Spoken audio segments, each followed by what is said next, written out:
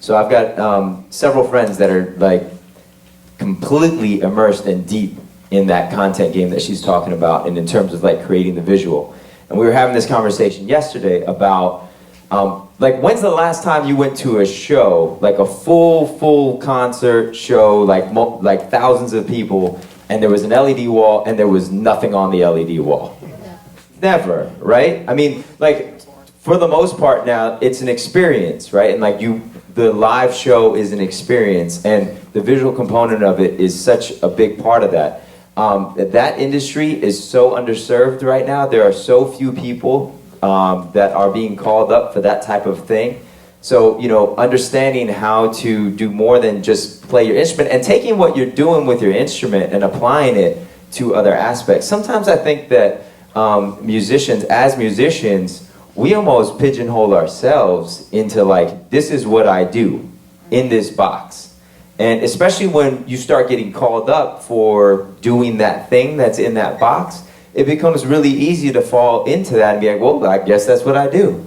You know, like, I'm a DJ who goes and plays parties. Okay, then that's what I do. But I can't get out of that box, and it's my own framework, it's my own mindset that's keeping me in that box. So I think your question is super valid in terms of, you know, I wouldn't even put a number to it. Triple threat, like multiple threat, like, you know, I mean, and that could be 3 things, that could be 5 things, that could be 2 things. I think what's also really important though is to not overextend.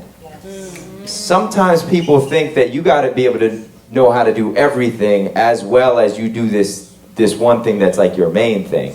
Yeah, I love getting business cards from people that have like slashes next to their roles, right? They're like a drummer / trumpet player / but like producer / DJ. It's like at some point you're also going to need to make a decision as to like, what are those main things that you're focused on, and being able to do that well. I have a little bit of a rule in my own life, which is I want to know how to do a lot of different things to about 80%.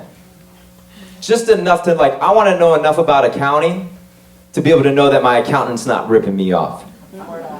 But I don't have the desire to file my own taxes. I'm cool, like that's too much for me, right? Same thing with like design. I'm not a designer, but I know what I want. And I know my way around like a Photoshop well enough to be able to move some things around, to be able to give a sketch to a real designer to be able to execute that.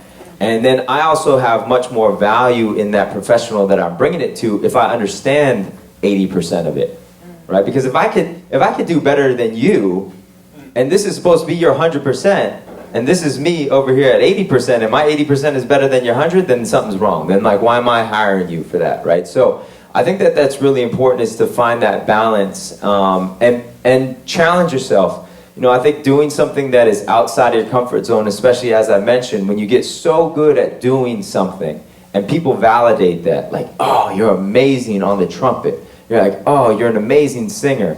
It's easy to fall into that, so easy to fall into that. But be willing to like break yourself out of that. And I applaud you for doing what you're doing, because that's a huge step out of it. And the last thing I'll say about this particular question is that I want everybody in here to realize, like, I'm curious, how many of you, show of hands, how many of you are entrepreneurs?